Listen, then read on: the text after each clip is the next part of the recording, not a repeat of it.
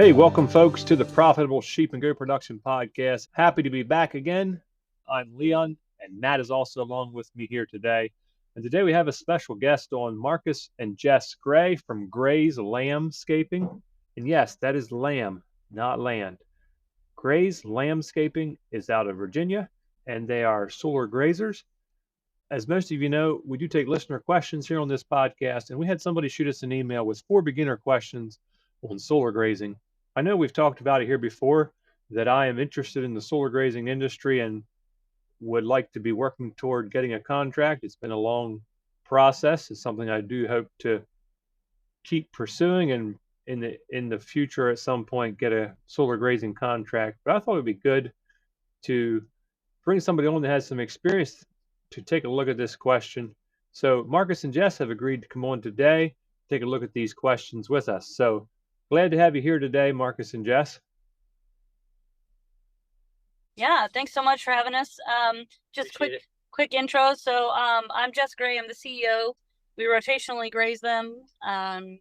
And background wise, I'm a 2023 Nuffield International Farming Scholar. So I toured the world learning about sheep economies to try to pump up the U.S. sheep economy and what we can be doing and how solar specifically can help with that. So that's been a passion of mine over the past couple years. Yes, I'm Marcus Gray. I'm the president of Gray's Lambscaping.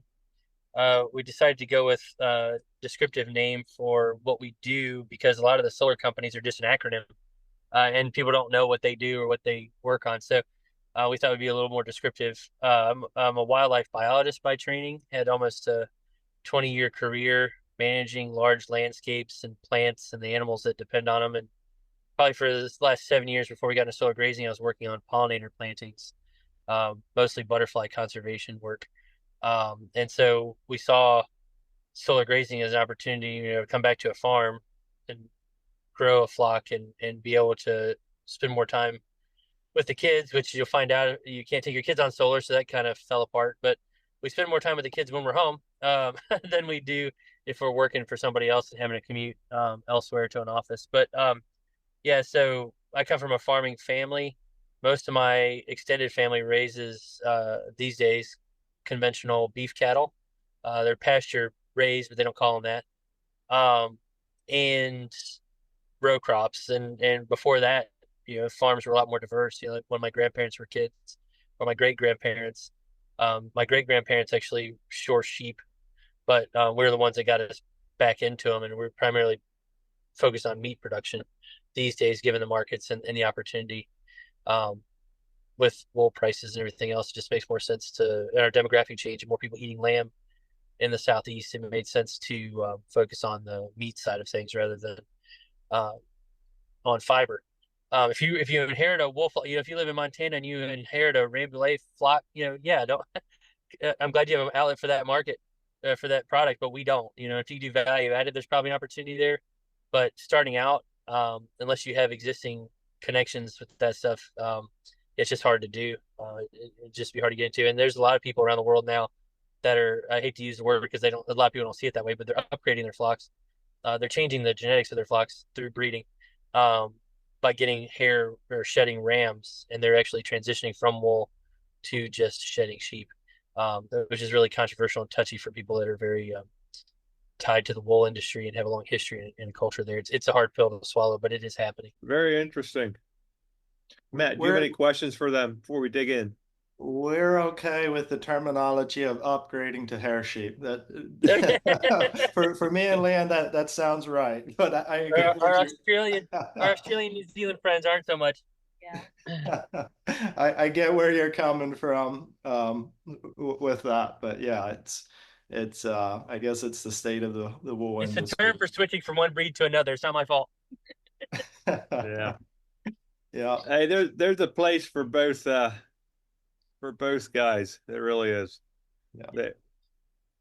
It's just too bad they don't pay enough for the wool anymore in most situations. Well, it's a global problem. It might be beyond the scope of what we're talking about here today, but we could get into later. Like all of our jobs in textile manufacturing left this country. Yeah. We don't have the carding mills and the knitting mills anymore to deal with that product. we've let the Australians and New Zealanders do it, or the Chinese do Well, it. even Australia and New Zealand is outsourcing to China. Yeah, they're producing the wool, but they're not producing the finished product. Yeah. India is actually doing a lot of it. And then China's buying the Indian mills and putting made in India on it because we like that better than made in China, I guess. So, but anyway, again, that's probably talk about that later. Yeah, we could do a whole podcast on that, I think. Yeah. All right. So digging into these questions. So I know some of these questions are questions I had when I was first digging into this solar thing, and some of them I still might not have solid answers to. But this question of how far from home is practical to travel to a site, I know that is a question I had after I joined the American Solar Grazing Association and put my name out there looking for opportunities to put sheep on solar. I had some contacts. People reached out to me for some sites, and I thought usually they were too far away and too small, especially if there was distance involved and it was only a 30-acre site. It kind of just turned me away from the idea, and I just crossed it off as not feasible for me. So what are your thoughts? How far from your home base is practical to travel to a site? Well, it depends on your worldview. It depends on, so where we live, being in the cars, we're pretty used to it. So our closest site is about 45 minutes from the house. Our farthest site is 4.5 hours one way from the house. That's not ideal. It's not the best, but it's for us and growing our business. It was a decision we had to make that if that was the project they were going to open, then those were the projects we were going to have to take. And with the ability to grow our flock and our business, it made sense. But again, kind of like what you said, it's the size of the project that matters. I wouldn't be taking those projects if they were 30 acres. The one is a little about 350 acres. That's 4.5 hours from the house. The one 45 minutes from the house is 600 acres or so. So yeah, for us, one of the decisions we had to make was, can we make this work out? What are we doing? In Virginia specifically, we're a little bit slower to open up solar sites. So we've got a lot of solar in, but the practice of solar grazing isn't booming yet like it will be, I hope. So for us, it was let's figure out our finance, what it's going to take to put in to make those projects work, and be able to keep our company growing so that when it does open, we can get closer to the house and have the numbers. Because funny thing is, about 4 miles from our house, there's an 800-acre site that is not open to grazing right now. Right. So we're doing a pilot project with the companies trying to get them open, and they're like, well, we're going to open this one to see how it goes. So we're out here, running ragged to try to make it work to open up for the whole, not just ourselves, but the whole state at a larger scale. And, last year we were told 2.5 hours was really far to go. Now it doesn't look so bad. Yeah. So if you live in Ohio or in the Midwest and you drive 45 miles to the grocery store, it's, you're going to have a different perspective than somebody who lives in Massachusetts that thinks their site needs to be within 5 miles of their house. I think that my advice is, instead of necessarily looking at the miles, it's kind of what you hinted at. Like, look at the amount of acres. What are your inputs, and then what would you get out of it? Do you have a good outlet for the meat, for example, or whatever? And then start to figure out, can that site benefit you to grow? We've looked at, and we're actually on some smaller scale sites. But what we're hoping to get out of them is the ability to start showing people how solar sites can be more diverse. So we can graze sheep, and we can grow crop, and we can, put in pollinator habitat and make the three work together, is another avenue that we're trying to open up and show people the feasibility with that. And I think those small sites will allow that opportunity. One of the other things that we've talked a lot about is this with the sheep economy from my Nuffield research is, we need livestock guardian dogs. We all have predator issues. It doesn't matter where you are, you're going to have predator issues. The animals can get in and out of solar farms. And so you need to run your dogs. And so there's going to be opportunity for somebody who can train these guardian dogs the right way. We were looking at the smaller sites that get visited less often by techs and things like that. And we were like, this is where we can raise our puppies. They're out on solar. They're with the sheep. and there's minimal interaction with people who could accidentally mess them up. Yeah, and it's hard to make those small sites pencil, like just unless you can cobble them together. Like that's sort of the model for the Northeast.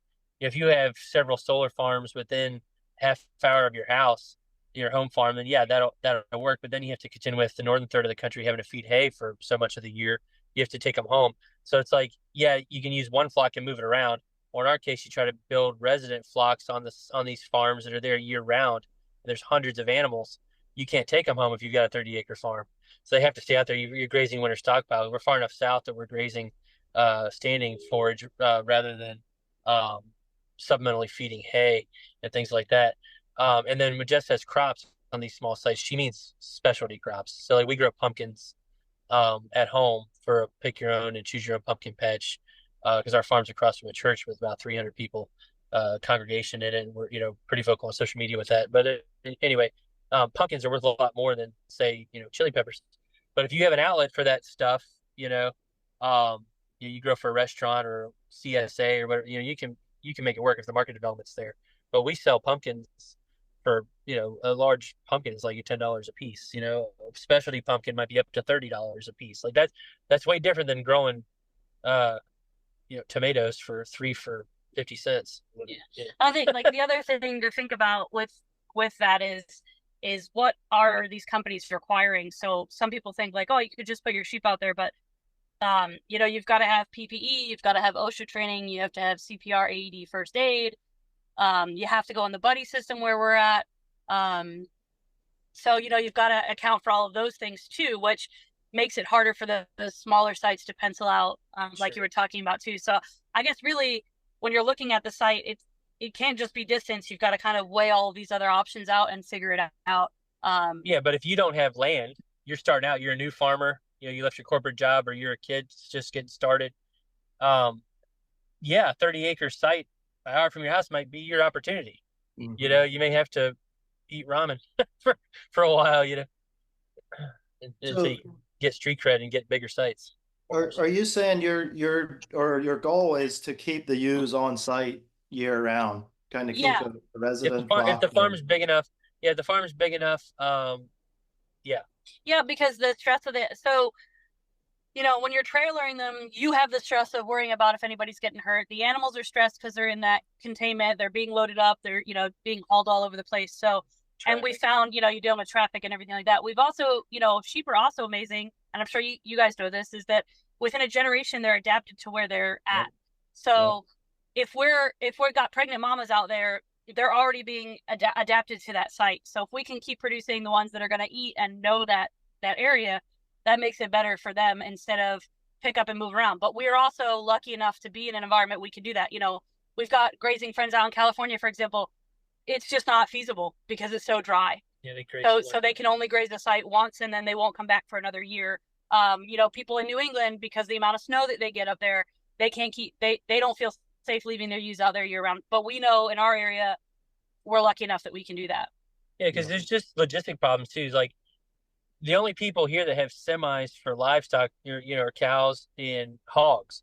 Mm-hmm. Yeah, I guess turkeys. But we don't have sheep equipment of that scale. Like if we need to move 400 animals, nobody's got a trailer for that. Yeah.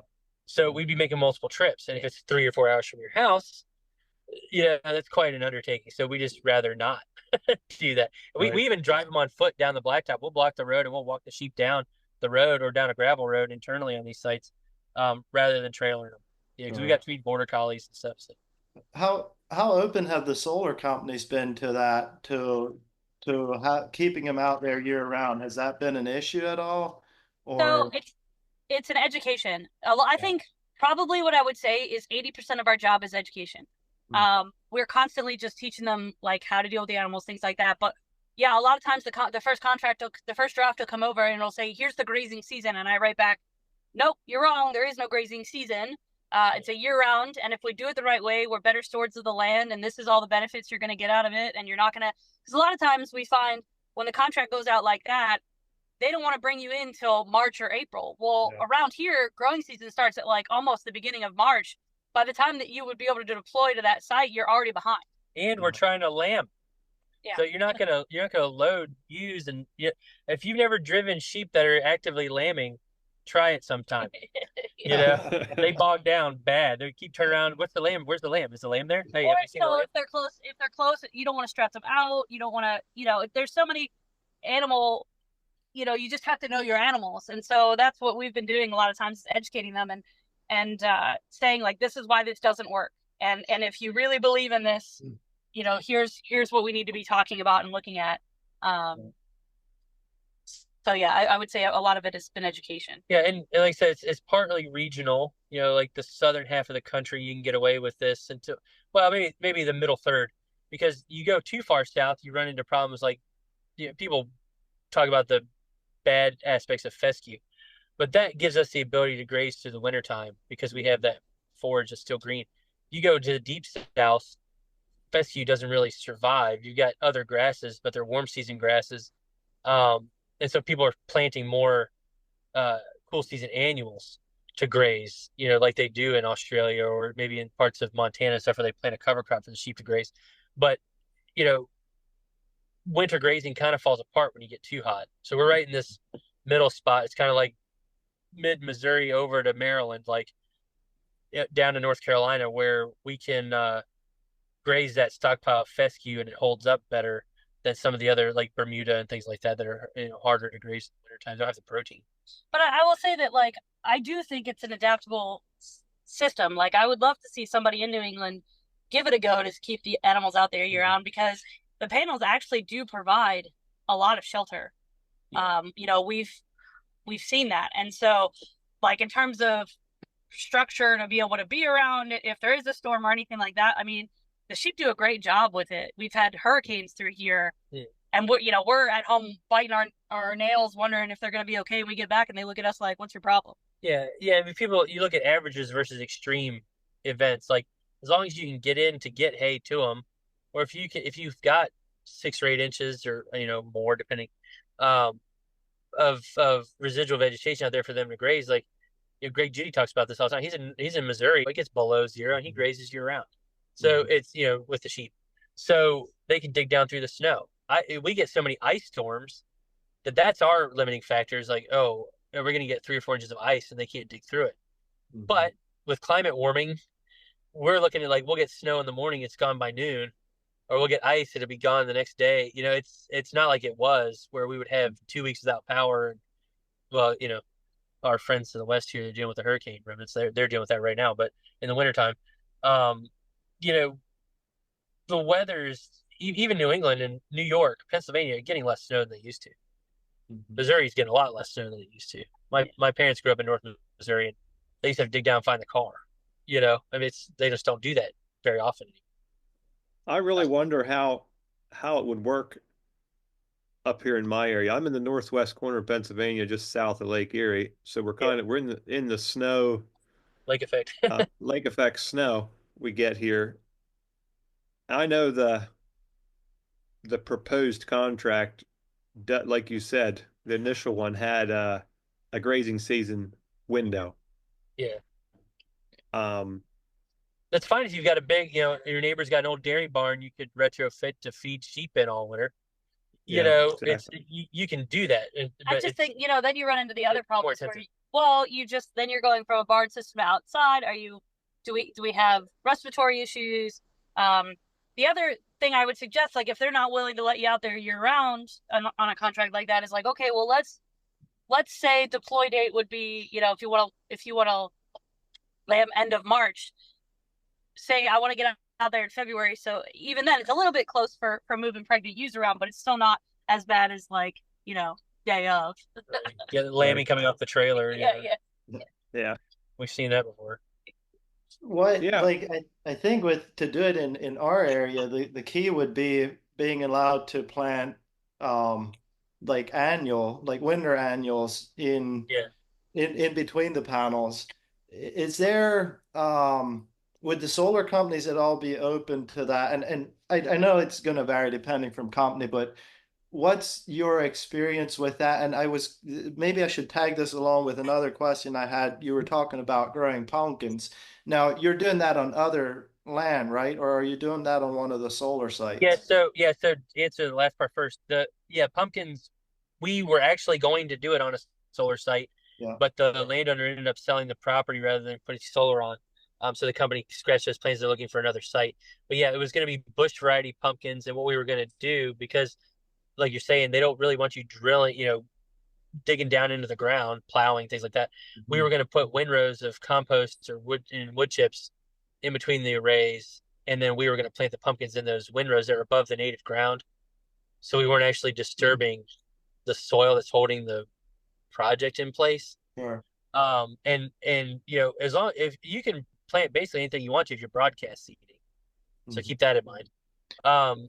But they've got specs that they have to meet for the vegetation to hold the soil in place for their permitting for the stormwater requirements. Gotcha. So yeah, there's going to be a little bit of finagling with them, working out what's allowed and what isn't. But Sarah Moser out in Ohio, she's working for Savion Energy, and she has a program she calls Between the Rows, and she's growing corn and soybeans. She's doing some cover cropping. This will be your first harvest this year. Yeah, and those panels are high enough and far enough apart. She's driving, conventional farm equipment through it. Sure. She's combining it. So so it's that's a good example to look at if you want to talk about more of the planted forages side. I talk to Sarah. But I think on the smaller scale seeding, grasses, forage, things like that. A lot of times we'll talk to companies as early as we can in the process and talk to them about what's your seeding mix. Let's look at it. Let's talk through it. We've been on sites that we didn't advise on the seeding mix, and we were like, Marcus looks at it, he goes, you know what that is? And they go, no, it's just green. And he goes, yeah, you're right, it's green, but that's from the Midwest, and that's going to get 8 feet tall. Why'd you plant it here? Under solar. Yeah. I tell people, it's like, this is Virginia. We have 400 years of oops. Yeah.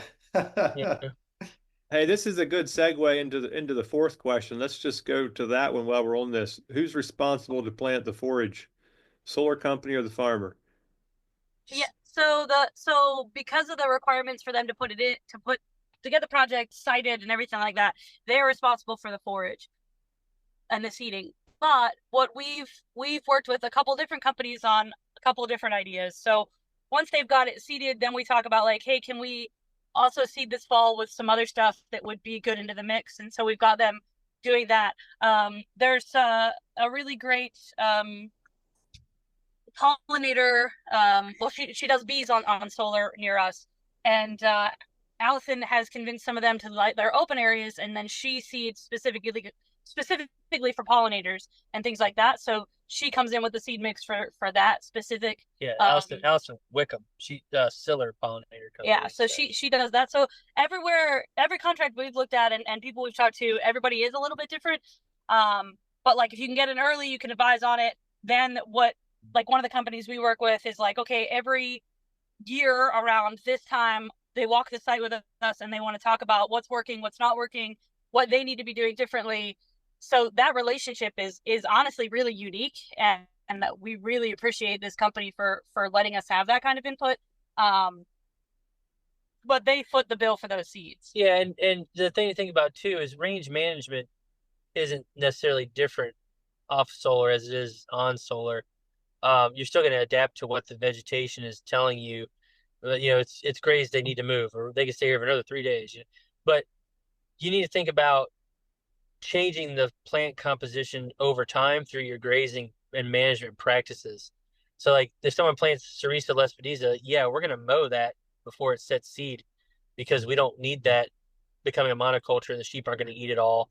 It's going to cause other problems. It's going to cause erosion because it's going to kill plants that are near it through competition, and it's allelopathic. It produces chemicals that will reduce competition, just like a walnut tree. So we're trying to what can we encourage to set seed versus what are we trying to discourage to set seed, so we can shift the composition without having to buy more seed to actually plant. Right. Same as our discussion we had just 2 weeks ago with Harley from Missouri. We were talking about fescue and managing fescue, and okay. We had a question come in.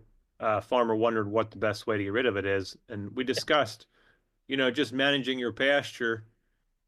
How you manage your pasture, you can really change the the species that's dominant, or you can really add a lot of diversity to your pasture just by your grazing practices.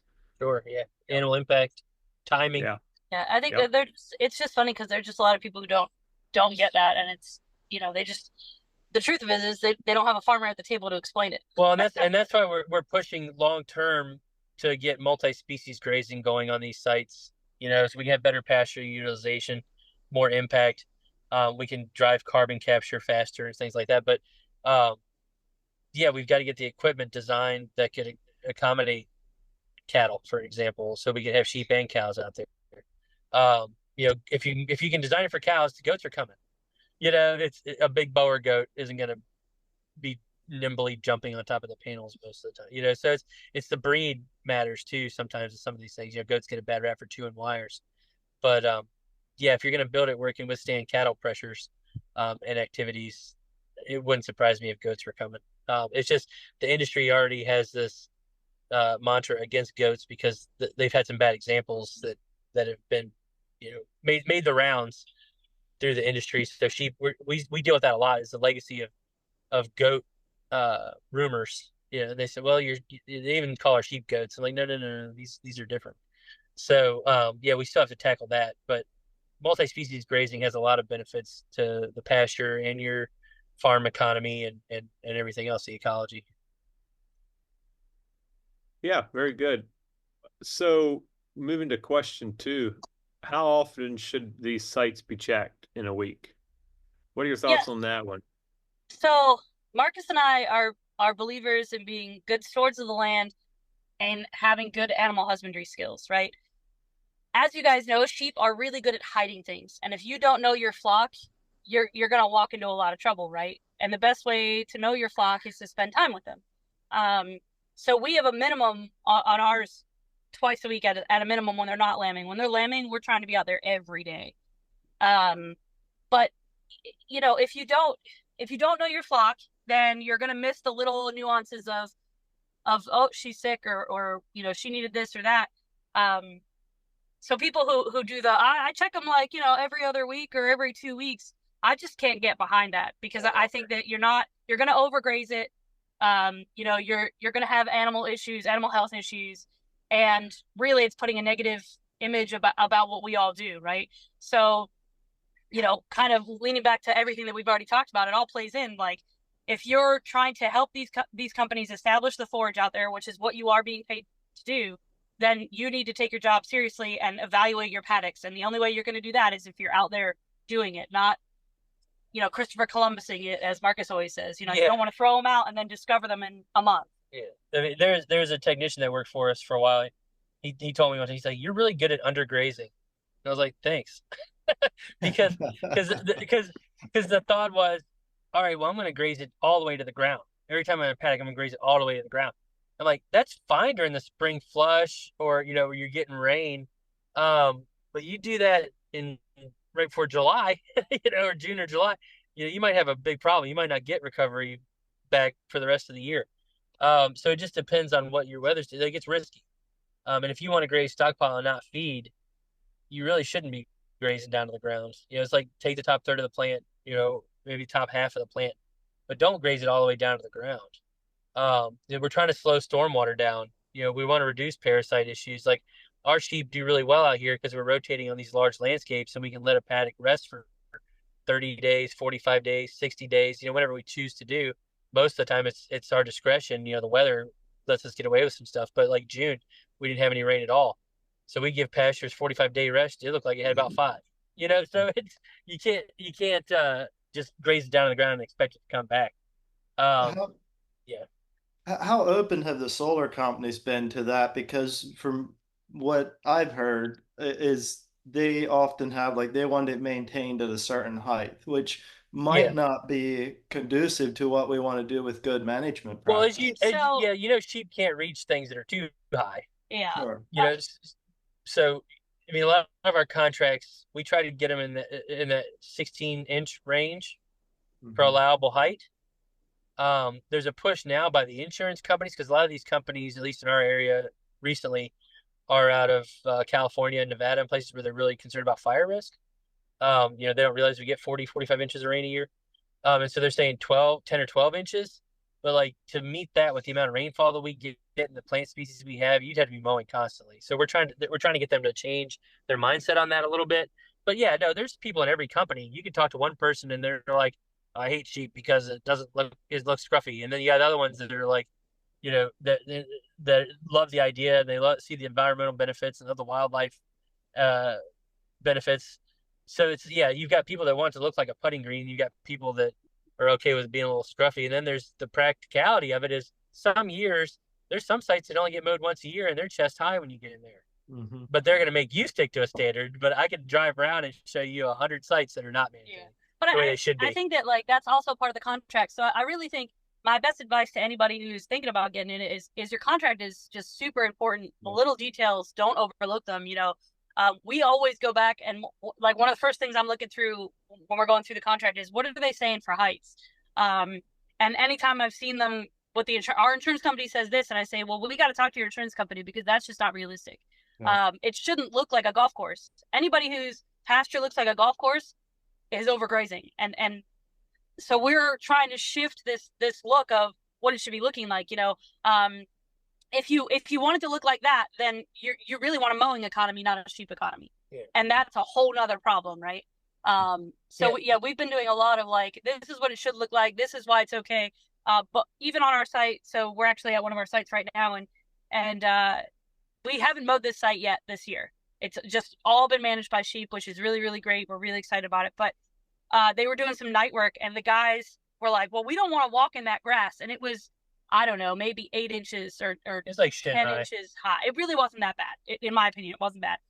And so they were going to refuse to do the night work if the grass stayed that high.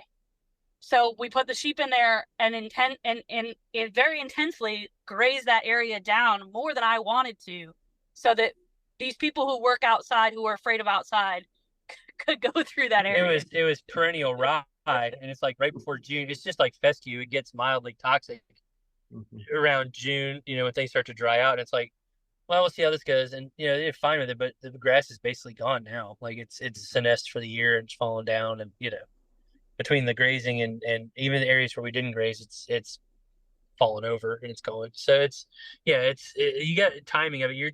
You're trying to meet their expectations while meeting your performance goals, but you have to understand that like the access to the land and the solar grazing payment makes your business solvent. So if they complain about an inverter needs to be weed eated around, then go weed eat the inverter pad. Yeah. You're trying to make less work for people, not more. Yeah. And you sure as heck don't want to cause a fire. Yeah. But yeah. So third question, does stray voltage cause problems with reproduction, and how much? I have got this question several times now, and it's an interesting thing to think about, isn't it? Yeah, we've heard some stuff about it, related to like dairies, when they go into the loafing shed or they're going in to eat and they touch the rail and it shocks them and they don't want to eat, or the water's hot. We've never had that problem. Yeah. We've never noticed it. We've never seen a sheep like randomly jump and run off because they were electrocuted, like they would if they're at an electric fence at home. So we've never noticed any problems with that. We lamb just fine. Our lambing percentages are fine. Actually, our sheep thrive on solar. Yeah. Because they're borderline fat. Yeah. Our vet was like, a lot of your sheep are obese. We got to do something about this. I'm like, well, okay. Yeah. But they thrive, and not because like this is the other thing. When I say that, people are like, see, they're getting mutations. They're not. They're just getting access to land that we didn't have before. They're being managed well with rotational grazing. We've got rests on the pasture, so we don't have worm or issues or anything. We went through 500 ewes with the vet last summer, and we had to deworm 5. Yeah. Mm-hmm. We should have just sold those 5. Yeah. And now we got 30 to deal with. But we didn't bring the stock trailer that day because we weren't planning on sorting any out. We were just going through them for general checks and checking famachas, and it was like, oh, here's a bad one. And we should have just loaded it on a trailer. But I think that like we haven't had any issues from the equipment or anything like that. And I also, again, this is part of knowing who you're working with or whatever.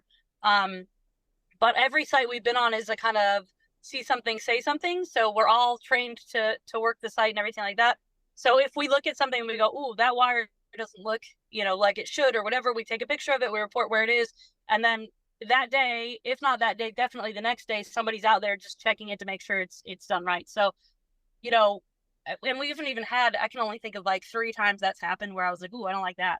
And we've been on how many sites across the state? Yeah, we've personally managed animals on 9 sites, soon to be 10. Like we have the contract, they just seeded, so we haven't put any animals out on the 10th one. But we've had animals on 4,100 acres. That's a lot of gates. That's a lot of inverter pads. That's a lot of basins. That's some people go, they do this. I'm like, no, they poop all over the inverter pad. I'm like, we've had 1 out of dozens, and we've grazed multiple times, so it's really hundreds of inverter pad. We had 1 poopy, and the place was a swamp. The ground was wet. There are fire ants. They're gonna lay on the inverter pad. It's the highest place in the paddock. They're gonna poop on that. But that was 1. I would go out there and rake it off. Whatever. It's one inverter pad. But they've been around so many inverter pads on so many sites, like that's just not even worth worrying about. They'll knock a cab line hanger down every once in a while. Well, the technicians can just hang it back up. And when I talk to the people that produce those things, most of them are actually not installed correctly. They don't lock them the way they should. So, I mean, a deer could knock them off too. That's always the joke. We'll go up there like, oh, a sheep knocked another inverter hanger off. I walk up there and I'll be like, no, that was a deer. And there's wool on the line, like, no, that was obviously a deer. But I mean, yeah, I think overall, like, that's one of my favorite myths that we get a lot is that, so I don't know if you've heard this one, but going along with that is somebody was like, I hate solar because it cooks the sheep. I have yet to come to site and have my sheep already cooked for me. That just doesn't happen. It would never. Or there's no forage out there, or the forage is bad. I mean, none of that is true. Yeah. A site when it first is built, yeah, there's some bare ground. You're trying to get things to fill in, but we can actually encourage that plant growth with grazing. Not at the density that everybody thinks they need to graze at, but we can, like this site was 300 acres of panels, 340 acres of panels. It's almost a section. It's like 600 acres. We put 85 sheep out here to begin with, 85 ewes. And then we went up. Then as spring flush happened, we grew to about 300. We brought more animals, and we got to about 300. Now we're about 230, 225, and we're getting ready to reduce more because we're going into winter.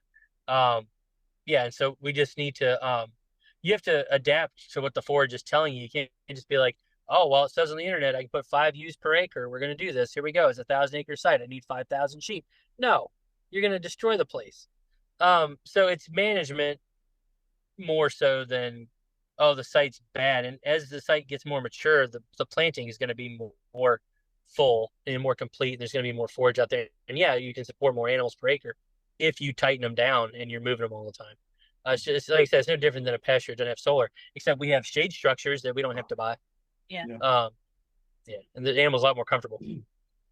Are you doing the mowing too as you need to? Like, are you trimming if you need to? If it gets, kind of gets away from you, gets taller than your contract? Well, usually it's the timing if they get it started late. But yeah, so what we're seeing across the U.S. is the shift from grazers just being grazers to being more comprehensive management. And for us and our company, so yeah, we've shifted into comprehensive because we read the land and we know when stuff should be mowed and shouldn't be mowed. Whereas a lot of times the mowing companies we work with are people who don't understand grass are like, oh, it's tall, mow it. And they don't understand that they've actually set it to grow faster. So they'll mow it come, let's say April, and they're mowing it all the way down to the ground. And then they're like, wait, I just mowed that. Why is it so tall again? Well, we all understand that it's because the plant panicked and was like, I got to grow faster, and starts, instead of sending roots, it sends shoots, right? So one of the things that we've taken on is like, okay, within our contract, let's work within the height requirements that we're allowed to have. We're going to mow behind the sheep. We'll tidy up behind them to keep stuff low that they didn't want to eat or whatever it is.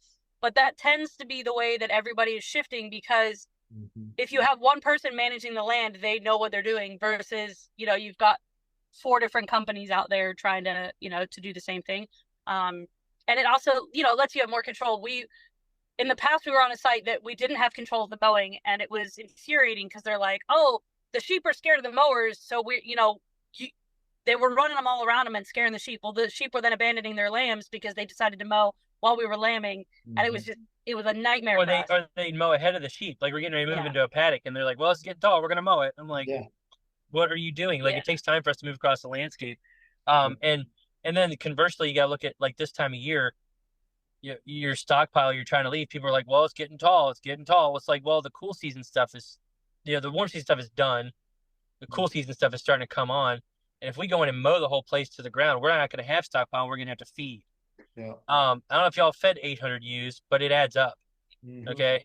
And so we don't want to do that. And so it's like, we still have, in our case on that contract, like, they want to mow like last month.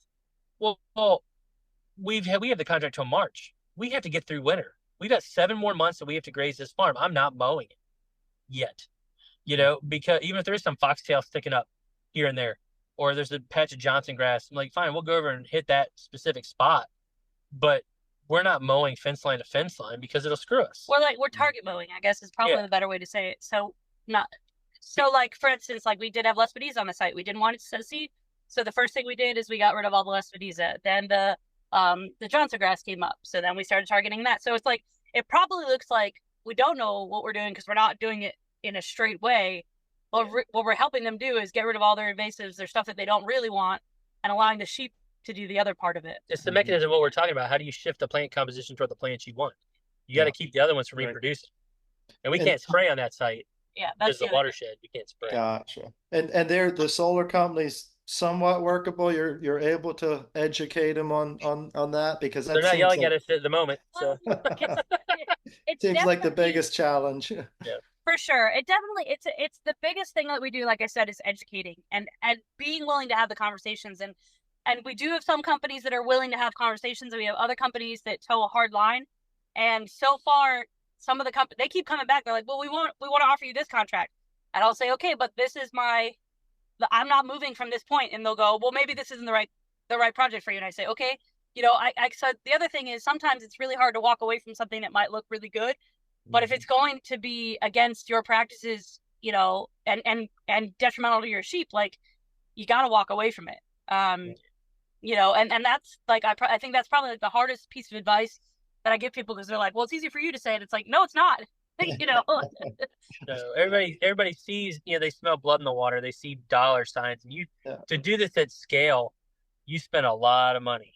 It's not an expensive thing to operate, especially if you're driving very far, like you were saying, or you have to hire technicians, because, like you say, during lambing, unless you stagger your ram introductions to lamb at different times at different sites, you're going to be running around, like, you're going to have multiple teams going to sites every day, maybe multiple farms every day, which is what we got a taste of the first year we did this, because we were grazing for a company that was building for the utility and the utility on some pilot projects. So we had 6 farms. So we had 7 people working with us at one time, because to send pairs of people to sites every day. You get 6 sites, and there's 5 work days a week, because at the time we couldn't work on weekends because of the rules, which is we've gotten them to switch a lot of that. But there's only 5 days in the week. You have 6 sites. You want to get there twice a week. That's too many visits. Yeah, I think it's too many visits. Leaning off that a little bit more, one of the other things for your contract is to figure out what your accessibility to site is. So one of the things that people don't realize is, like, they're like, it's a pasture. I'm like, it is a pasture, but now you're managing it for somebody else, and they've got the keys. So you've got to convince them. Like, our first year on one of our sites, they were like, all right, we're closed for 2 weeks from Christmas till before Christmas till after the new year. And we were like, that's not going to work. Yeah, no, you're not. And they were like, what do you mean? I'm like, you've got my live animals out there. I can't leave them for 2 weeks. And it was it was cold, and we had some freezing temperatures. It was actually 10 below. We had 10 below. And they were like, well, we're going to have to pay somebody because we're supposed to give everybody off. I said, then you pay somebody to meet me at that gate. Otherwise, I'm breaking in. Bolt cutter. So that's one of the things that a lot of grazers tend to forget and look over, over the contract, is like, make sure that you have accessibility to the site. So a lot of times now we're getting the gate code, or we have a key, or whatever it is. But the system is you report yourself into the system, right? Which makes it fine. We call it and we say, oh, this is where we're at. It's me and Marcus today. This is what we're doing. And they go, okay, go ahead. But that wasn't always the case around here. It was like, only the big wigs had the key, and everybody else was like a minion. and they didn't understand live animals or anything like that. So yeah, and part of that's construction, like because there's usually a company that's building it, the company that owns the project. They may not own the land, but they own the project, and then the company that runs gates. So you've got the fox. You don't want the fox watching the hen house. So you've got a third party that controls access to the site for the other two companies that maybe the owners or builders. So it's like, uh-oh, this gate was supposed to be open. We're sitting here. We need to move the sheep. Like, you call the guy and he'd be there in like 45 minutes to an hour. If we had money for every hour we waited for somebody to open a gate that first year, it would blow your mind. Yeah, how much time was wasted just waiting for somebody to open a gate. Yeah, so it's like the model has shifted a lot from early stages. Like, we're making progress. Like just saying, with vegetation planning, we're making progress. But there's a lot of sites. Every site we've been on that we've actually had animals on, not consulting, we've actually physically had animals on, we've been retrofitting to fit our operation. They were not designed with sheep in mind. Yeah, sure. So one thing that I learned, well, first of all, to the site I'm hoping to get, it's currently seeded already. And they've been, it's close by here, and so I get by it periodically. And I know I've sent you some pictures, Matt, and they have very, very nice forage established, and they didn't do a thing yet. It's been clipped once or twice a summer, just left lay. Yeah. So it was actually planted last summer. So this is it's been established a full season now, and it looks beautiful. I just wish, I'm like, boy, just put fence up. Let me just put my sheep in there. Yeah. And what I was saying, one of the things I learned was, you want the full vegetation control contract, not just the grazing. I've just heard, like you mentioned, too many stories where a farmer had the grass mowed under his feet, so to speak, where he had a plan. The sheep are here, they're going here, here, here. And suddenly the mowing crew shows up, and there went his next 3-4 months of feed. And it's just a waste of money. It's a waste of everybody's time, everybody's resources. Yeah, I've heard of one solar outfit ended up having to buy hay for the farmer because it was all done before they could get it stopped, and the grass was cut. We might know who that is. Yeah, that happened to us last year. They did their last mow of the year, and we were like, "Do not mow this. It's within spec. It looks high to you. Don't mow it." They sent them out there without us knowing. So they sent them out there in this 2-day window. We weren't on site. Mowed it completely to the ground, and we had to start feeding hay in October. And we should have had forage at least until December. We had to start feeding hay in October. And there's another vendor too that happened to, and that was part of the deal he was negotiating. But he's not even in business anymore, because like you said, if you're grazing for that company that's building, and the owner decides that they're gonna try grazing, but maybe on different sites, you don't get the contract renewed. Like, he's sitting there with hundreds of animals and nowhere to take them. And so that's when we got through that transition from the company building to the utility, because we're doing a pilot with the utility, and we're grazing for an independent owner and operator. Like, you have to have diversity in your business to protect you from things like that when change of ownership may happen, because your contract may or may not convey. Well, one of the other things that I'll give you advice on, totally unsolicited, but if the forage is established and they are putting up the fencing, instead of talking to the O&M team, find out who the EPC is, because we didn't know this until we started really getting involved. But they define EPC. Oh, the engineering, procurement, and construction company is the EPC, but they're the ones building it, right? They're the ones out there, but they have full site ownership and control. So even though the company that owns and will own and operate the site long term, because they've hired this other group, they don't get any say in it. So what we've done is we do a lot of grazing on sites that are still towards the end of construction, and we'll talk to the EPC and we'll say, hey, let's get sheep out there earlier. These are all the benefits. They're going to help you. You're not going to have to mow anymore. Let's work together through this process so you can start getting them out there earlier, establishing your sheep on site and things like that. But instead of going through the owner operator, try to go through the EPC, and you might be able to get on a little bit earlier than waiting for a handoff. Because a lot of times what people don't understand with handoff is there's this big checklist that has to happen And the weather essentially almost has to be perfect to be able to finish that checklist. Radiance. Because you have to have 3-day window where it could be 100% red. And it's seasonally, we don't always get that, right? So that's my advice when if it's cloudy, the panels won't produce enough power for them to check what full capacity would be, sort of a thing. And like this site that we're on, we had a discussion about the benefits of adding animals earlier rather than later for organic matter action. And you clip plants, you encourage them to spread laterally, right, rather than just putting up seed heads and going senescent. So you keep a living root in the ground longer. Things, it's like deadheading flowers or pinching off a plant in a greenhouse. You make it bushier. And so a lot of what we were grazing initially was the nursery crop that they planted to help the perennial veg seeds that they put out. So it's like we're grazing stuff like winter wheat or barley or brown top millet, things like that is what we were grazing early on. And now we're starting to get into some of the perennial plants and things that blow in and birds leave. So ragweed. We were cleaning up ragweed here for a while, which is good. Hey, this has been a very good discussion. This solar thing really intrigues me. It's definitely a lot of moving parts. There is a lot of moving parts, a lot of paperwork, a lot of moving parts. Yeah. You have to swallow your pride and wear your hard hat. I can't get the dog to wear a blaze orange vest, but some people do. Yeah, get ready to ask questions like what happens to the poop. Is there an SDS for the dog food? What about the mineral? Or the mineral? What if somebody snorts the sulfur out of the mineral? Is that a risk? You have to put stickers. Don't drink the water. It's for livestock only. It's non-potable water.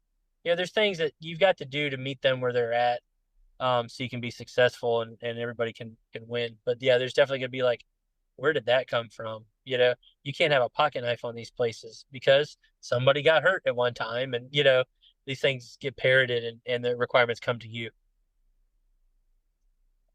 Very good. Hey, I appreciate you guys coming on and taking a look at these questions. I think this is something that our listeners will both find helpful and interesting. And who knows, I wouldn't be surprised with the way the solar industry is booming. I think this is something we're going to have more and more questions coming in on. It just seems like, boy, every sheep event I've gone to in the last year and a half, 2 years, it's on every agenda almost. It's the American Sheep Industry Association has realized that the future growth or recovery of the sheep population in the United States is going to be reliant on solar grazing. Yeah, and I think like the other place, and you mentioned it earlier, but as a proud board member, I really should mention it again, is that if anybody has any other questions, the American Solar Grazing Association is definitely a really great starting point. The resources that they've got on the website with all their tea time talks and the research that we're doing, it's definitely, I think it helps give everybody a good foundation of what they're trying to get into. And then we have those message boards where you can ask kind of any questions that you got on it as well. So we're trying to help promote the industry as much as we can and grow it. The opportunity for all of us to be solvent would be great for farmers to actually have that. So. Yeah. So, Jess and Marcus, if people want to reach out to you or find you anywhere, is there any info you wanted to share? Yeah, so our website is Lambscaping.com, and then if you can find all our email contact through there. We're on social media too, so under our Gray's Landscaping name, and then you can look up Marcus. He posts a lot more. He does a better job on LinkedIn and social media than I do. Your podcast, almost forgot about that. Tell us about that just a little bit. Bear in mind, the name is both ironic and aspirational. We are Sheep Empire is the name of our podcast, and I try to tackle everything that deals with solar grazing specifically. And and we're just trying to get the information out there, try to help other folks. We just launched it, so it's still a little bit of a baby, but it's growing. We're getting some good questions out of it, and it's on Spotify. It's on Spotify. Yeah. I will put a link to that in the episode notes. Maybe we can send some of our listeners your way. Yeah, that'd be great. I appreciate all the support I can get. Yes. Hey, thanks again for coming on. Yeah. Yep. Thank you. Good talking with you. Thanks, guys. I appreciate all your time. Thanks again for listening to another episode of the Profitable Sheep and Goat Production Podcast. This call is sponsored by Lost Creek Wholesale. We are your universal feeder distributor, as well as Schumer sheep and goat feeding and handling equipment. So if you're on the market for sheep and goat handling equipment, hay racks, fence line feeders, saliva lick feeders, we've got options for you. Feel free to reach out to us or one of our dealers, and we will try to help you out. With breeding season just around the corner, if you're looking for an option to flush feed those does or ewes on pasture, check out Universal Feeders Saliva Lick Feeder. A universal feeder gives you the ability to restrict an animal's intake to a predetermined amount. So once again, this is the Profitable Sheep and Goat Production Podcast. Thanks again for listening, and we'll catch up with you next time.